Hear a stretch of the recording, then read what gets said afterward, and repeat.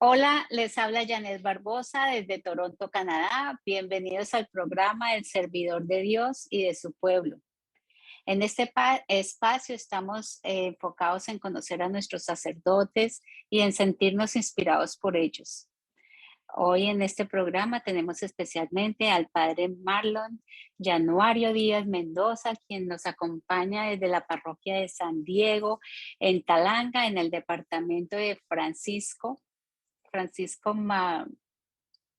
se me olvidó. Bueno, ahorita el padre nos dice Mora- exactamente Morazona, Morazán. Morazán, Francisco Morazán, desde Honduras. Qué rico tener a alguien desde Honduras y desde Centroamérica que nos acompañe hoy. Padre Marlon, bienvenido a nuestro programa. Muchas gracias por la invitación. Gracias a todos los que nos escuchan y hacia futuro a los que nos van a ver en este programa. Y siempre es importante a lo mejor ver la figura del sacerdote desde otro ángulo, y qué bueno que tengamos un espacio también para que nos conozcan nuestra vocación, incluso aquellos que están con la intención de un poquito de discernimiento vocacional o una inquietud, a través de este programa que sirva como para tratar de iniciar un proceso de discernimiento. Muchas gracias por la invitación. Así es, padre. No, gracias al padre. Bueno, podemos comenzar, padre, con cuéntenos de dónde viene, dónde nació, quiénes fueron sus padres, cuántos hermanos tiene. Ok, soy el padre Marlon Díaz. Hasta estos días puedo decir que estoy por cumplir 46 años, octubre 22, y ya estamos cerca. Muy Hace cerca. 45 años, 12 años de haber sido ordenado, cumplo este año, el 19 de diciembre, 12 años de haber sido ordenado. Estuve en el seminario en el año 2001 y finalicé en el 2008. Luego fui ordenado diácono el 13 de junio del 2009 y sacerdote el 19 de diciembre del 2009. Pues Bueno, cumplo pero dos. el padre se me está adelantando, se me está adelantando. Empecemos por dónde ¿Por, nació. por dónde nací? Ok.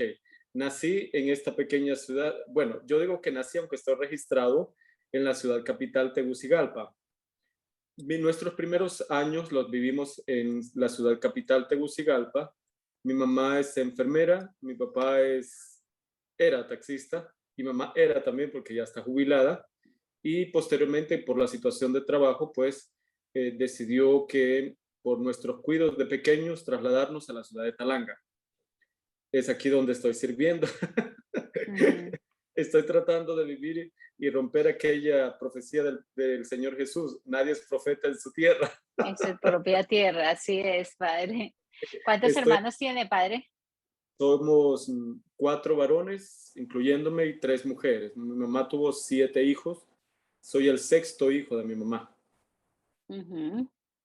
¿Y salieron desde muy pequeños de donde nacieron, de Tegucigalpa? Sí, O...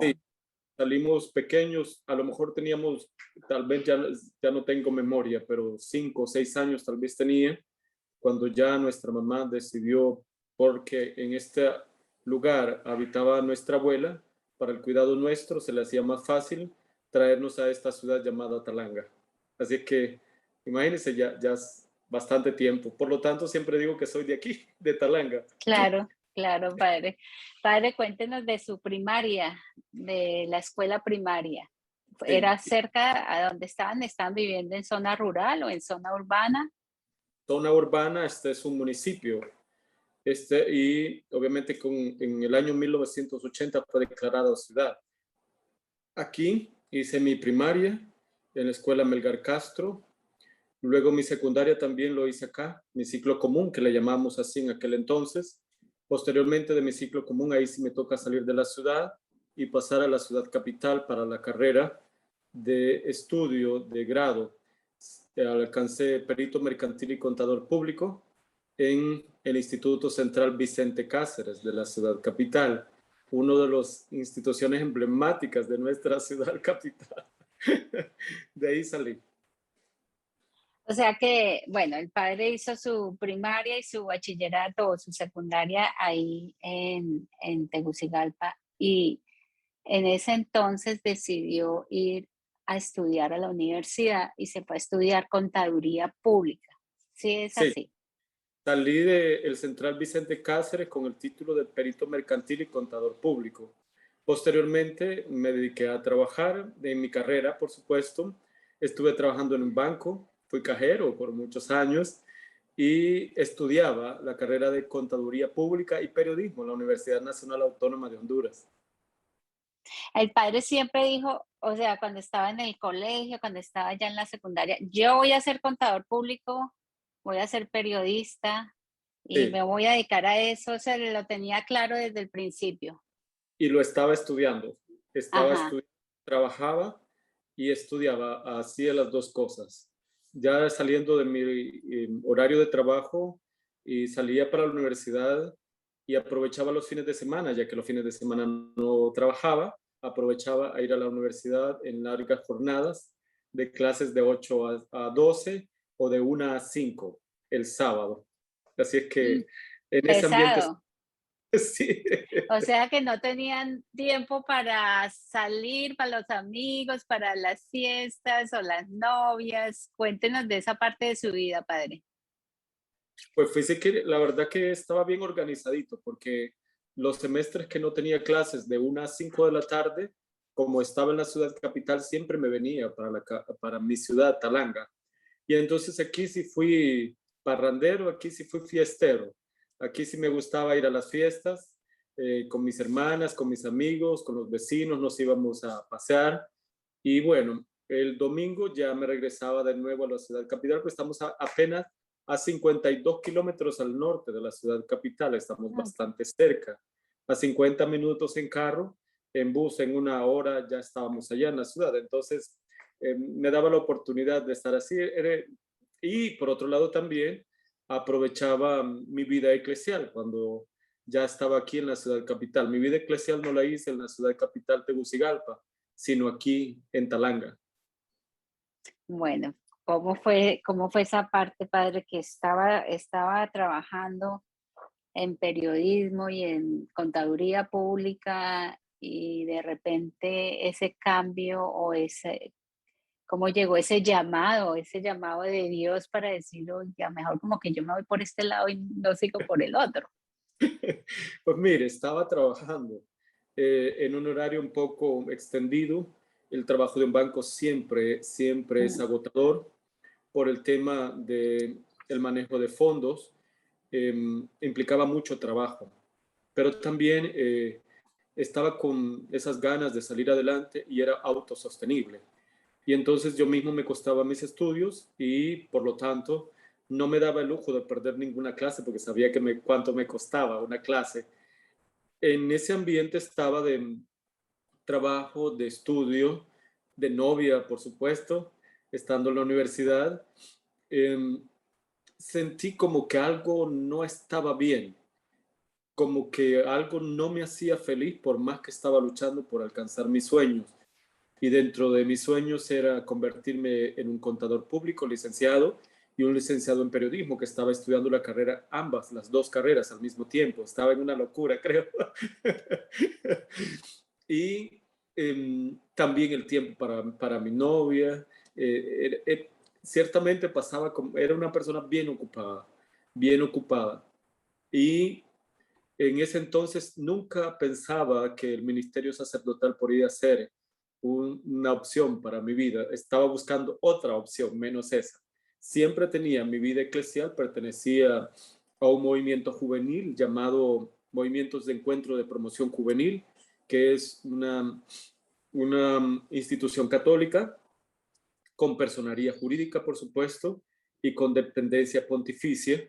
Y ahí comencé mi vida espiritual, pero desde que yo estaba en el Central Vicente Cáceres, es decir, ya tenía un poco de tiempo, pero nunca el ministerio sacerdotal fue una opción, sino que estaba buscando otro tipo de opciones, como por ejemplo si yo estaba estudiando, me miraba en otras condiciones, a lo mejor en otros puestos en el banco, o a lo mejor decidir optar no por la parte mercantil, sino por la parte del periodismo, porque también me gustaba bastante. Y entonces en eso estaba, cuando de repente el Señor hizo algo por ahí y cambió planes. Como él se encarga siempre de cambiar los planes nuestros, ¿no? Así es, una cosa es lo que uno piensa y otra cosa, nosotros decimos, una cosa es lo que piensa el burro y otra es el que lo arrea. Sí, es Dios que cambia todo. Y entonces el padre estaba pensando en otra cosa que era acabar sus dos carreras, estar con su novia, de pronto pensó en el matrimonio. Sí, también lo vi como una opción y ya Ujú. tenía, por eso lo hablábamos con la persona que me acompañaba, mi novia, que solamente íbamos a tener 2 hijos para poderles dar todo lo necesario y que vivieran en condiciones, con lo necesario, en condiciones dignas, pensamos. Por lo tanto, en ningún momento hablamos de tener más hijos, solamente 2. Miren, aquel entonces. Claro, imagínense. Padre, le llega esa idea y cuántos años tenía y cómo específicamente cómo sintió ese llamado, cómo dijo, no, yo la verdad es que me voy a ir para el seminario. ¿Cómo fue eso, padre? ¿Cómo tomó esa decisión? Pues fue una decisión bastante dura. Yo salí graduado cuando tenía 18 años. Después de 18 años me dediqué a la parte profesional y el fin de semana mi parte eclesial y vida espiritual. Y por supuesto mi trabajo durante los días de semana y mis estudios también. Eh, pero surge en el 2000 que yo ya tenía 23 años de vida. eh, Surge esta intención de saber qué realmente era lo que yo quería hacer, porque estaba sumergido en tantas cosas, pero al mismo tiempo a lo mejor me sentía como vacío y no me sentía feliz con lo que estaba haciendo. Por más que era una persona de excelencia académica, porque aun cuando yo trabajaba sentía que necesitaba esforzarme porque me costaba mucho las clases y no me daba el lujo de perder ninguna clase en la universidad por eso, porque yo sabía que me costaba. Gracias a Dios siempre aparecí graduado con excelencia académica, pero esa era mi fuerza. Y entonces, en el 2000, eh, llega el cambio por enfermedad temporal de quien era el párroco aquí en la ciudad de Talanga, un sacerdote bastante joven, se llama Daniel Martínez, y vi un ministerio completamente diferente del que yo estaba acostumbrado a ver. Eh, Muy afable, muy cercano a los jóvenes, un tipo completamente diferente en su servicio. Siento que se salió del esquema que yo estaba acostumbrado a ver en un sacerdote y comienza mi proceso de discernimiento.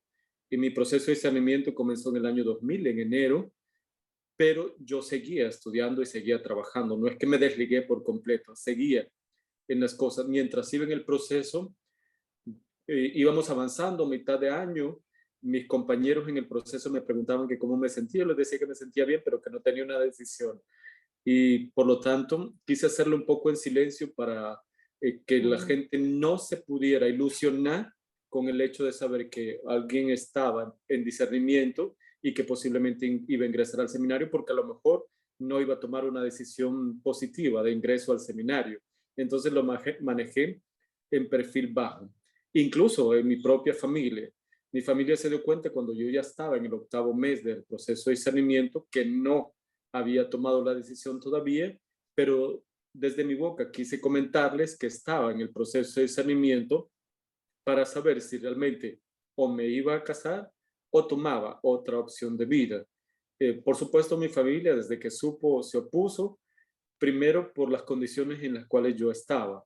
Era una persona que trabajaba, autodependiente, estudiaba profesionalmente, estaba luchando, además trabajaba y colaboraba con el estudio de mis hermanas, que era una mayor que yo y una menor que yo, pero por situaciones de vida, mi hermana, que es un año mayor que yo, le costó un poco salir de su título graduada de secretaria y detrás de mí la menor.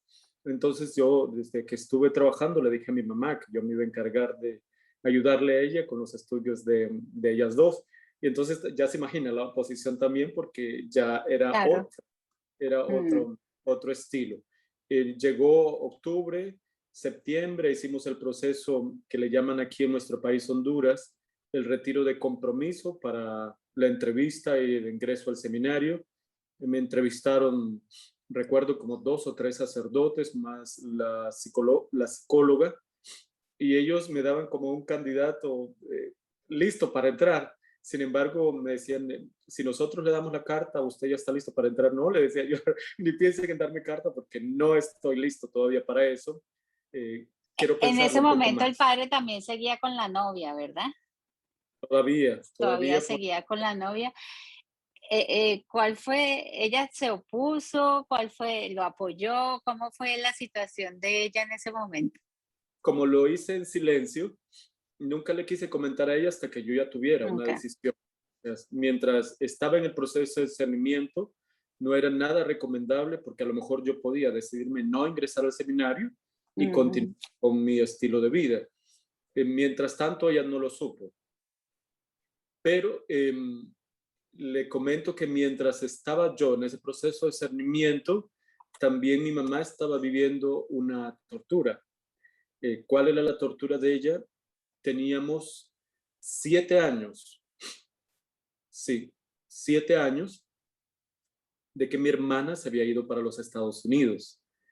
Ella ujú, se fue legal, pero ya después del tiempo quedó ilegal y no sabíamos nada de ella, dónde ujú. vivía, con quién estaba. Y mi mamá estaba trabajando en el hospital público de aquí, de la ciudad capital, y ella era enfermera auxiliar, es enfermera auxiliar. Y creo que eso la envejeció también, el hecho de saber que su segunda hija se había ido para los estados y no había nada de comunicación con ella. Me imagino que ella por allí tenía cierta información de lo que pasaba en la familia, pero no era como tan oficial. Nunca sabíamos nada de ella. En ese año, en el año, ya en diciembre, sí, que tuvimos un retiro en el proceso de discernimiento, sentí que este era el camino. A través del silencio, a través de la palabra y la oración, pude sentir que realmente este era el camino que yo quería. Y me decidí a ingresar al seminario. Cuando salgo del retiro, yo le dije al acompañante vocacional, un sacerdote, que contara conmigo, que yo iba a ingresar. La carta de aceptación ya estaba lista, solo estaban esperando que yo decidiera. Que Pero yo tomara la no, decisión. era una decisión bastante difícil porque implicaba toda la Claro. las decisiones para toda la vida necesitan ser pensadas bastante bien. Y entonces cuando ya decidí, salgo del retiro y de inmediato puse la renuncia en el trabajo, ya había salido de la universidad de mi semestre y directamente salgo del retiro y vine a hablar con mi mamá, porque mi mamá se separó de mi papá cuando yo tenía 6 años más o menos. Y entonces mi experiencia es maternal, no paternal. Ujú. Y entonces vine a ella, le comenté que ya estaba decidido, empezó a llorar, que no quería, que sentía que me iba a perder y tantas cosas que en su sentimiento de madre ella era capaz de expresar y cada vez que me miraba siempre lloraba. Pero durante mi tiempo de vida juvenil en el grupo y mi vida espiritual en la parroquia, yo tenía una intención cada vez que iba a misa y es pedirle al Señor que pudiéramos saber algo de mi hermana, que Mm. nos interesaba saber de la vida de ella, nada más, no había otra cosa que nos interesara. Y recuerdo exactamente el día y se convirtió para mí porque yo ya lo tenía como una devoción especial a la Santísima Virgen de Guadalupe. El 12 de diciembre para mí siempre es especial, pero más especial el 24 de diciembre porque recibimos la primera llamada de mi hermana después de 7 años que no sabíamos de ella y resulta de que por cosas de Dios, quien contestó el teléfono fui yo y ella también se puso a llorar y me dijo, me he dado cuenta que estabas en proceso de discernimiento y que vas a ingresar al seminario. Pero de eso vamos a hablar después, quiero hablar con mi mamá. Y ya se imagina, el teléfono estaba lleno de lágrimas por los dos lados, porque Claro. era vez que después de tanto tiempo mi hermana y mi mamá podían hablar. Mi mamá siempre decía que lo que necesitaba era escuchar a su hija, no necesitaba otra cosa más que escucharla. Y ese fue el momento tan especial y se lo debo, por un lado, a un milagro de la Virgen de Guadalupe y por otro lado, a mi vocación. Terminó de hablar con ella y habló conmigo y me dijo, si vas a ingresar al seminario, cuenta conmigo, yo estaré contigo todo este tiempo, para lo que necesite, yo estaré. No te preocupes por nada, porque obviamente has sido una persona autosostenible, autodependiente económicamente, y ahora las cosas van a cambiar. Pero yo quisiera decirte que aunque cambien tus cosas, no van a cambiar porque yo seré la persona que siempre te va a apoyar. Y así fue. Ese año, en diciembre de 2000, yo ya estaba finalizando prácticamente la decisión tomada, decisión comentada.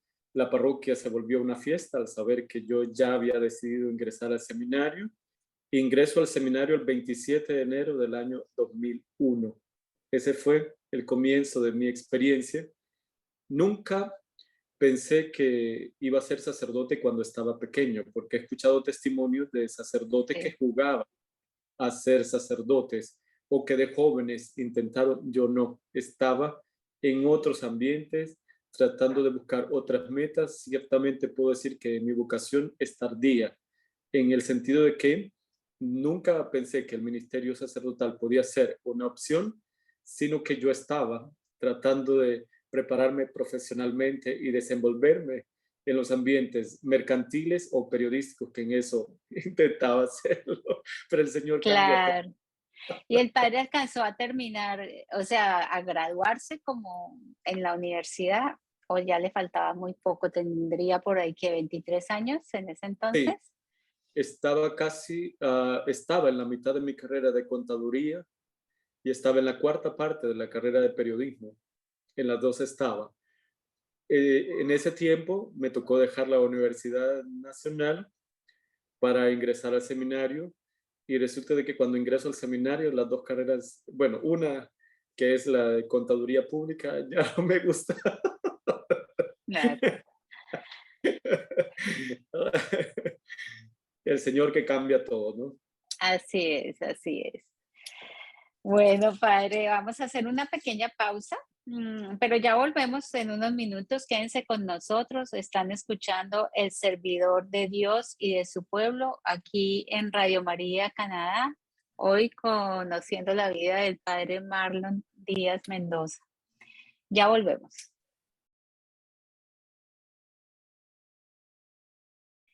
Estamos de regreso. Gracias por continuar con nosotros en este programa, El Servidor de Dios y de su pueblo.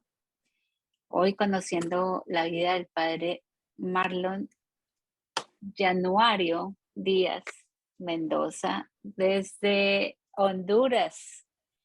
Padre, qué historia tan bonita la de su hermana, la de cómo se decidió pues ya a entrar al seminario, dejar su carrera, dejar sus dos carreras, dejar a su novia a los 23 años, una decisión difícil, pero la toma y entra en enero de ese 2001, creo que me había dicho, ¿cierto? Sí. Bueno, ¿cómo fue su vida en el seminario, padre? Bueno, ingresé mi primer año, introductorio, así se llama el inicio. Lo sentí un poco difícil, primero porque estaba acostumbrado a otro estilo de vida y el seminario todo lo tiene ya organizado. La hora de levantarse, la hora de acostarse, Sí, la hora de la oración, la de la comida, todo ya estaba listo. Sin embargo, en un principio, creo que una de mis grandes fortalezas que me colaboró mucho para poder perseverar fueron mis amigos que los conseguí estando ya en el seminario, o algunos que los conocí en el proceso de discernimiento y otros que ya los conocí hasta cuando ingresamos, porque como es interdiocesano, vienen de las diócesis de todo el país. Entonces, yo que pertenezco a la arquidiócesis de Tegucigalpa, tenía mis compañeros que habíamos hecho el proceso de discernimiento juntos, pero llegaron otros que eran del el interior del país y comenzamos nuestra vida de seminarista. Me favoreció un poco, creo, el haber llegado con formación académica, haber avanzado en eso, me favoreció bastante. Sin embargo, quise comenzar de cero, aunque yo tenía un poco las equivalencias de clases, porque como el seminario es una universidad superior de estudios universitarios, yo podía hacer equivalencias, pero decidí comenzar de cero, como todos los demás, para no tener ninguna Ujú. ventaja. Y comencé de cero. Me considero una persona bastante aplicada en la parte intelectual. Es una de las cosas que siempre me ha gustado prepararme, porque nuestro pueblo necesita siempre encontrarse cosas novedosas por la palabra, por nuestra predicación, y eso necesita un buen tiempo de preparación. Ingresé en el año 2001, luego en el 2004 terminé la licenciatura en filosofía. También tuve que preparar la síntesis. Me acuerdo que mi trabajo de grado lo quise centrar en el lenguaje, sí, el problema del lenguaje religioso. Así quise llamar mi síntesis para trabajo de grado y poderme graduar. Y 4 años después me preparé para terminar también en mi trabajo de grado, mi síntesis teológica, para lograr el título de la licenciatura en teología. En un principio yo estaba con ganas de darme un poco de tiempo después del 4 año, porque yo ya había logrado mi primera licenciatura y quería darme un tiempo, porque es como el paso importante en el seminario, porque termino prácticamente la mitad, es una carrera ya, y luego comenzar otra carrera.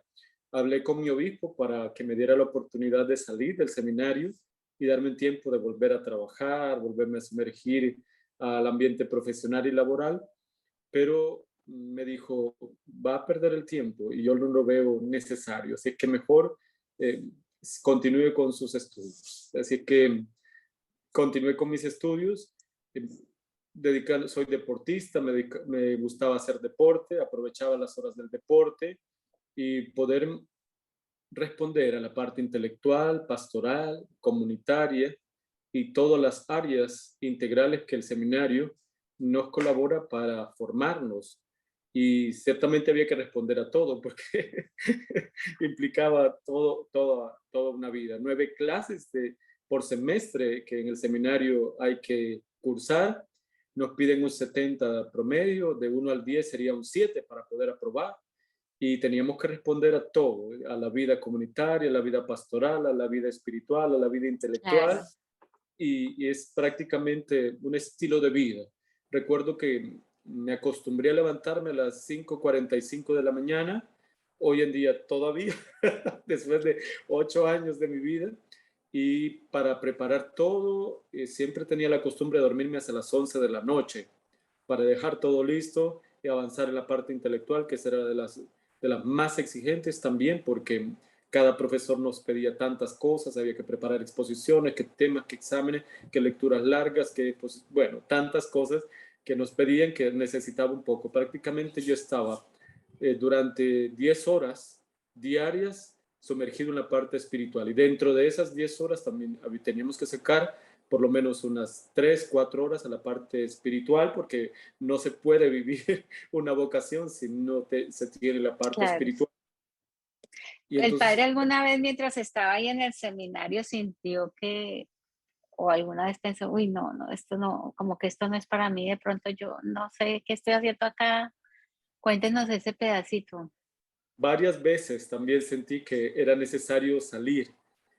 E incluso ya comenté una, después de mi 4 año que me quería salir y comenté con mi obispo y no aceptó mi salida. Nosotros el fin Pero, de semana ajá, esa fue una salía salida de, que quería como descanso, pero una salida de decir, no, yo ya como que, no, me voy para otro lado. en muchas ocasiones tuve esa intención y como el seminario provee la dirección espiritual, que es bien importante, estuve con bastante tiempo, un sacerdote que seguimos siendo buenos amigos y todavía lo considero mi director espiritual, es colombiano, el padre Jorge García, y siempre que hablaba con él era como para enfrentarme, como para que yo fuera capaz de darme cuenta en el lugar donde estaba y qué era lo que realmente quería y cuáles eran los fundamentos y las bases para poderme retirar por un tiempo del seminario. Siempre era como para colocarme en un momento crítico para tomar una decisión. En muchas ocasiones siento que si alguien llega al seminario y nunca piensa en quererse salir, no sería normal, porque es largo el proceso de formación y siempre va a existir la pregunta entre si realmente es esto lo que quiero, estoy equivocada, estoy en el camino incorrecto, ¿qué debo de hacer? ¿Será que me doy un tiempo, salgo del seminario? Siempre sucede, por muchas ocasiones siempre. Y dentro de unas comento una de ellas. Nosotros los sábados todavía, en tiempo de pandemia no es posible, pero todavía el seminario tiene esa práctica de enviar a los seminaristas a un trabajo pastoral a las parroquias durante el fin de semana. Se sale el sábado y se regresa el domingo por todos los compromisos que hay. Se sale después de mediodía el sábado y se regresa hacia el mediodía el domingo. Y recuerdo de una misión que me tocó en un municipio fuera de la ciudad, también aparecen por ahí una muchacha que sentimos cierta atracción y nos comunicábamos, nos mensajeábamos, teníamos una bonita comunicación y yo ya estaba en mi 7º año de seminario. Estaba por terminar. Y sí, realmente soy honesto, me enamoré, también ella, pero mi director espiritual jugó un papel importantísimo porque me decía, usted está en este ambiente y sabe que debe de tomar una decisión. No puede estar jugando a las dos vidas. Entonces tiene que tomar una decisión. Decida, ¿quiere estar con ella o quiere estar aquí? Pero esto no puede seguir un poco más. Y entonces yo estaba en un momento crítico de si realmente iba a seguir, no iba a seguir, qué era lo que sentía. Pero en mi oración siempre le decía al Señor que me diera la oportunidad de discernir bien, de pensarlo bien, porque estaba en juego mi felicidad, estaba en juego lo que realmente yo quería, entre tantas cosas, ¿no? Al final, ella entendió que yo estaba en el seminario e incluso me pidió disculpas por lo que había pasado. No sucedieron cosas extrañas, ¿no? Sino más bien una cuestión de enamoramiento de ojos, tal vez, o de una cierta atracción. No pasó nunca más. Pero ella se sintió mal por el hecho de saber que yo estaba en el seminario y a lo mejor estaba interrumpiendo el proceso de vocación y me decía, usted está queriendo ser sacerdote, yo estoy siendo piedra de tropiezo, y ya se imagina cómo también ella se sentía. Pero entre tantas veces que en algunos momentos uno como humano siempre piensa si realmente está en el camino correcto, en el lugar correcto, y si ha sido una decisión correcta. Pero durante los 8 años, un sinnúmero de ocasiones siempre pensé si estaba en el lugar correcto. El padre, bueno, superó todos esos momentos de crisis o difíciles o de toma de decisiones y llegó al momento de la ordenación. Cuéntenos cómo fue ese día de la ordenación, padre. Esos sentimientos que me imagino que tenía, su familia reunida, su hermana, bueno, la hermana de Estados Unidos. Después de que mi mamá no quería que yo ingresara al seminario, cuando yo ya estaba en el 6º año, me decía, yo quiero que termines rápido, quiero verte ordenado, yo quiero verte ordenado. Bueno, salí en el año 2008 y ya con todo, toda la parte intelectual quedó lista, todo quedó preparado. Salgo del seminario y me convierto en un seminarista en año de pastoral, así se llama, en preparación para mi ordenación. Mi obispo me coloca como responsable de la catequesis a nivel de la diócesis, porque estaba un poco abandonada. Ahí comencé. Y resulta que me llega la invitación del seminario para convertirme en profesor. Sí, siendo seminarista todavía, nada más que ya había salido del seminario. Y entonces acepto el reto de dar clases en el seminario, después de que en el 2008 soy alumno, en el 2009 paso a ser profesor. Y también estaba ayudando en una parroquia, entonces me trasladaba entre el seminario, la catequesis. El 13 de junio del año 2009, día de San Antonio de Padua, puse a San Antonio de cabeza, dice por ahí. Eso es para conseguir novio, ¿no? Ah, no, sí. los novios, Sí. ese es el de los novios. No, bien.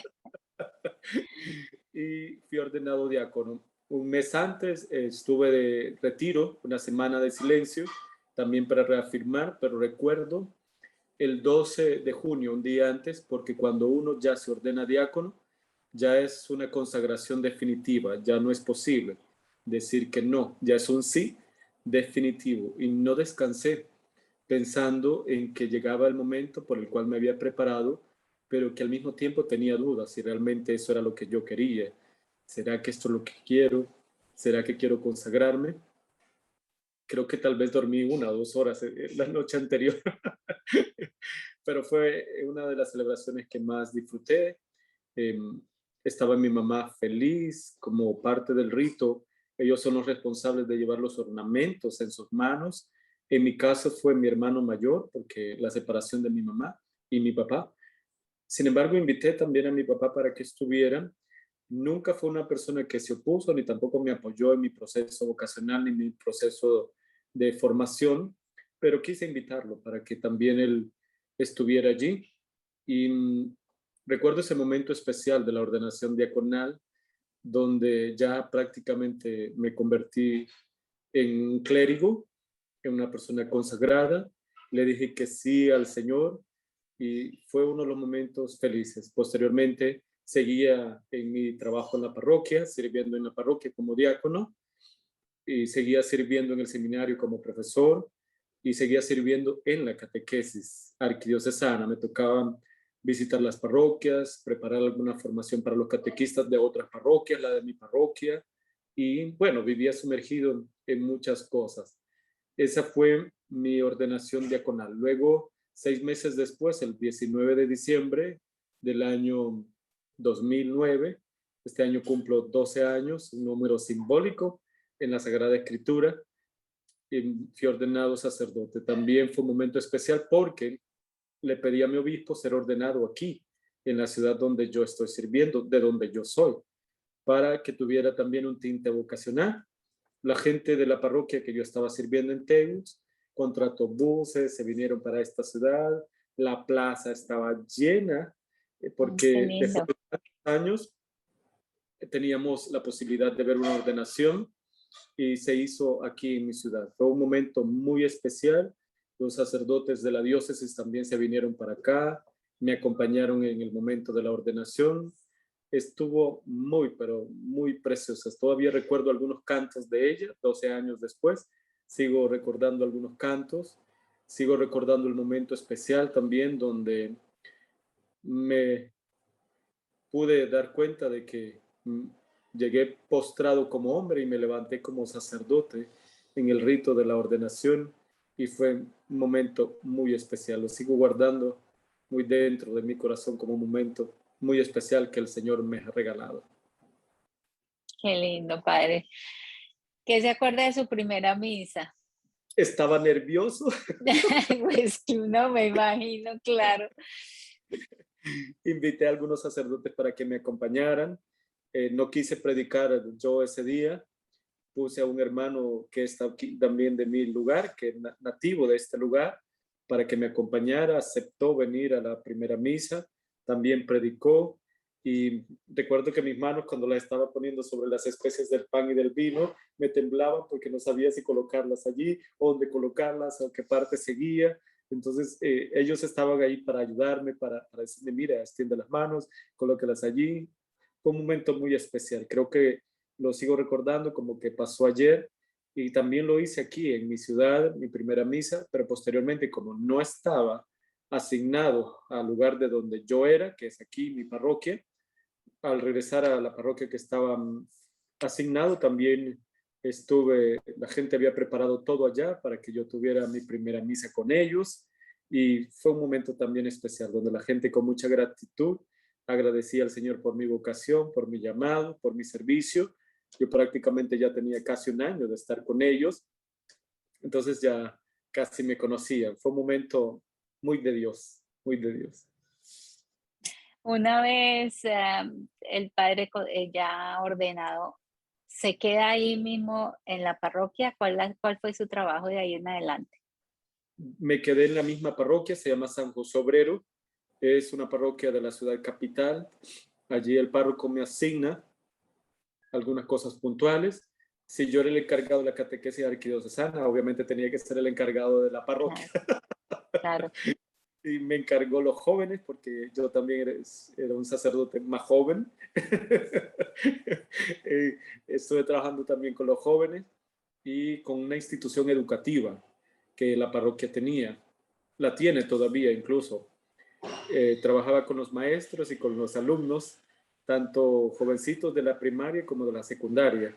Y ya se imagina cuántas cosas tenía. Y de paso también el seminario, que tenía que ir a dar clases, preparar clases y todo lo demás. Vivía ciertamente ocupado. Siempre he pensado que el Señor llama a personas ocupadas para volverlas a ocupar. Para seguirlas ocupando, claro. Padre me decía que era deportista. ¿Qué deportes practica? Soy un jugador de baloncesto. Mi estatura me favorece. Mido 1,80. Cuando Ah, estuve claro. estudiando mi carrera de bachillerato, que aquí se le llama perito mercantil, participé en un equipo de fútbol del colegio. Y entonces, como las clases eran por la tarde, por la mañana teníamos las prácticas del deporte y en las mañanas eran los partidos oficiales. Por las tardes yo estaba en clases. Me gustaba también el voleibol. Hago un poco de atletismo, que lo sigo practicando después de tanto tiempo. Pero Sí, es bueno sigo haciendo mantenerse en deporte, forma. sigo haciendo deporte, gracias a Dios me mantengo en forma, debido a eso, de que tuve esa posibilidad de que estaba en mis clases de colegio, de comenzar deportes. Estuve en el seminario, también hacía deporte, y solo recuerdo que cuando salí del seminario, para tratar de vivir la transición entre la salida del seminario y la llegada a una parroquia, viví casi un año de vida sin actividad deportiva. Subí como Ujú. un montón de libras, porque me tocó vivir con un sacerdote que era chef y cocina. Ay, no, pues el problema. Un chef Me que hizo cocine subir, delicioso. me hizo subir de peso, y cuando acordé ya la ropa me quedaba demasiado apretada y me di cuenta, ya estoy como pasado de peso, ya estoy pasado de peso. Y ahí comenzó a retomar mi vida deportiva. ¿Y el padre también cocina? Fíjese que cuando me toca, con mucho gusto lo hago, pero a veces por cuestión de tiempo. Por ejemplo, en la parroquia que actualmente estoy es una parroquia grande, y entonces la atención es muy amplia y necesitamos un poco más de tiempo. Pero cuando tengo un poquito de ganas de cocinar, con mucho gusto lo hago. Y los demás dicen que queda bien, espero que sea verdad, no porque sea el padre. Padre, ¿cuál es su comida favorita? Pues prefiero, fíjese, que la carne de cerdo, el lomo de cerdo asado. Me gusta bastante, es de mis favoritas. Aquí es casi como un plato típico, ¿no? Un poquito de cerdo asado, los frijoles fritos, un poco de queso, una buena tortilla, y es uno de mis platos favoritos. Padre, desafortunadamente estamos llegando al final de nuestro programa. El tiempo pasa rapidísimo. Sí, Nos hubiera encantado quedar más, pues muchísimo más rato aquí conversando con estas historias del padre Marlon. Pero bueno, ya para terminar, padre, ¿por qué no le deja un mensaje a estos jóvenes que lo están escuchando y que se pueden sentir identificados con usted, con su vida? ¿Qué les dice hoy a ellos, padre? los jóvenes son la gran fuerza de las sociedades del mundo entero. Tienen recursos, tienen dinamismo, tienen una cantidad de elementos que puede servir mucho en nuestra iglesia y puede servir mucho al Señor. Jóvenes que sienten inquietudes vocacionales, no le tengan miedo de decirle al Señor, porque es la decisión más hermosa que nos puede pasar. Entregarle la vida y desgastarnos por el Señor es lo más hermoso que nos puede pasar. Recordando aquel texto de San Pablo a los Gálatas 6:9 y siguientes: no te canses de hacer el bien. Cansarse por el Señor es lo mejor que nos puede pasar en la vida. Desgastar nuestra vida, entregar nuestra vida al Señor, lo demás siempre nos llega por añadidura. Nuestra gran felicidad de servir a quien nos ha regalado la salvación es la mejor decisión.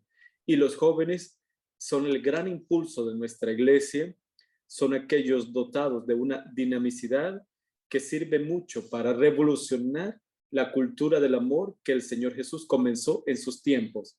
Los jóvenes son aquellos que tienen todas las posibilidades en el mundo de poder vivir una vida diferente y convertirse en testigos fieles de un evangelio que podemos presentar a una sociedad que tanto lo necesita. Los jóvenes no solamente son aquellos que llegan a las parroquias para ser usados y mover bancas y mover sillas y mover esto porque tienen fuerza. Los jóvenes son mucho más que eso. Son personas que se dedican a hacer cosas buenas, pueden hacer cosas buenas. Tenemos jóvenes brillando en el mundo entero, y ¿por qué no brillar en nuestra iglesia en una entrega total y radical? ¿Por qué no? Si los jóvenes pueden. Yo tengo la experiencia del trabajo muy cercano a los jóvenes y siempre digo, tengo la suficiente capacidad, la suficiente responsabilidad y la suficiente tenacidad para decir lo siguiente: los jóvenes pueden. Y yo le he depositado muchas actividades en manos de los jóvenes y responden de manera extraordinaria, que siempre me sorprenden por su capacidad, por su dinamismo, por sus valores, por su alegría, por su fuerza, porque son aquellos que no le temen a nada. Y a Cristo no le debemos de temer. Al contrario, a Cristo lo debemos de aceptar, amar y seguir. Así que si ustedes jóvenes tienen inquietudes vocacionales, en algún momento han pensado en asumir esta vida de presbiterado, no tengan miedo. 366 veces, desde el libro del Génesis hasta el Apocalipsis, la Biblia dice, no tengas No miedo. tengas miedo. No Así tengas es, Padre. Qué lindas palabras, Padre. Muchísimas gracias por estar hoy con nosotros. Muchas gracias por compartir su vida. Hoy estamos en el programa El Servidor de Dios y de su pueblo. Gracias a ustedes, oyentes, por estar con nosotros también aquí escuchando la vida del Padre Marlon Januario Díaz Mendoza, que nos acompaña desde Honduras. Un Janet, abrazo, Padre. Sí, un abrazo. Padre. Antes de despedirme, les quiero pedir un favor a Radio María, Claro, Padre, que podemos ayudar. en que oren por un proyecto que nosotros tenemos todos los sábados aquí en nuestra parroquia. Hace unos cuantos años el Papa Francisco nos regaló, si se acuerda, el año de la misericordia. Sí, Ese señor. año en nuestra parroquia, como cualquier parroquia, tenemos mucha gente pobre. La parroquia desde ese año de la misericordia le está dando de comer a 120 personas todos los sábados, un tiempo de comida. Nuestro presupuesto anda más o menos como unos $150 semanales. Le damos a 120 pobres un tiempo de comida, el almuerzo, y le pusimos como nombre Almuerzo de la Misericordia. Ah, qué Y por lindo. favor, que recen para que este proyecto se pueda sostener. Hasta el momento, en 5 años que ya tiene de funcionar el proyecto, no les ha faltado un tiempo de comida, y siempre me gusta invitar a nuestra gente a que pueda orar para que el proyecto también salga adelante. Y creo que ese es el evangelio puro, donde nosotros vemos el rostro de Cristo en los pobres, y todavía aún más les ofrecemos un tiempo de comida que con mucho cariño, con mucho amor, se los preparamos, se los entregamos ahora, porque el tiempo de pandemia no permite tener el comedor, pero en tiempo normal tenemos nuestro comedor, llegan a comer, los atendemos bien, reciben su tiempo de comida y luego regresan a su casa. Un proyecto de la parroquia San Diego que hace 5 años lo tenemos, y que obviamente cada vez que tengo la oportunidad le pido a las personas que oren mucho para que el proyecto siga adelante. Claro que sí, Padre. Vamos a acompañarlo con nuestras oraciones y con las oraciones de todos los oyentes de Radio María Canadá. De nuevo, muchas gracias por acompañarnos hoy y nos vemos la próxima semana con otro servidor de Dios y de su pueblo. Hasta pronto. Hasta pronto. Que Dios les bendiga.